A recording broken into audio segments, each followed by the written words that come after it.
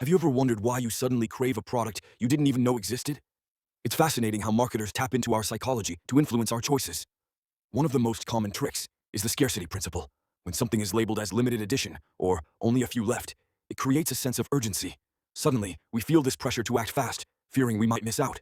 It's a clever way to push us toward a purchase we might not have considered otherwise. Then there's the power of social proof.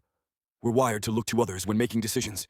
If we see a product with tons of positive reviews or a celebrity endorsement, we're more likely to trust it. Marketers know this and often flood their ads with testimonials or showcase how many people have already bought their product. It's like a psychological nudge saying, everyone else is doing it, so why shouldn't you? Another tactic is the anchoring effect. This is where the first piece of information we see sets the stage for everything that follows. For example, if a shirt is marked down from $100 to $50, we perceive it as a great deal because our brains anchor to that original price. Even if the shirt is still overpriced at $50, that initial figure influences our perception of value. Let's not forget about the decoy effect. This is where marketers introduce a third option that makes one of the other choices look more appealing. Imagine you're choosing between two subscription plans. If a third, more expensive option is introduced, suddenly the mid-tier plan seems like a steal. It's all about framing the choices in a way that nudges us toward a specific decision. Then there's the concept of reciprocity. When a brand gives us something for free, like a sample or a trial, we often feel compelled to return the favor by making a purchase. It's a subtle way of creating a sense of obligation. Marketers know that when we receive something, we're more likely to feel indebted, and that can lead to a sale. Emotional appeal is another powerful tool.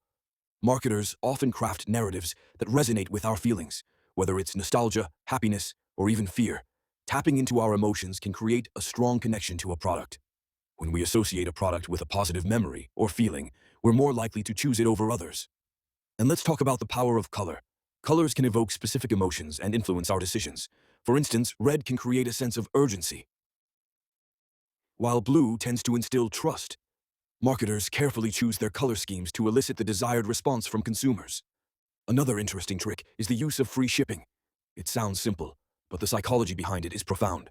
When we see free shipping, it feels like we're getting a deal, even if the product price is inflated. It's all about how the offer is framed in our minds. Lastly, there's the principle of commitment and consistency. Once we make a small commitment, we're more likely to follow through with larger commitments. This is why marketers often encourage us to sign up for newsletters or free trials. Once we've taken that first step, it's easier to justify a bigger purchase down the line. These psychological tricks are not just clever marketing strategies, they're insights into human behavior. Understanding these tactics can empower us as consumers, helping us make more informed choices rather than being swayed by clever marketing. The next time you find yourself reaching for that product, take a moment to consider the psychology behind it. You might just find that the choice is yours after all.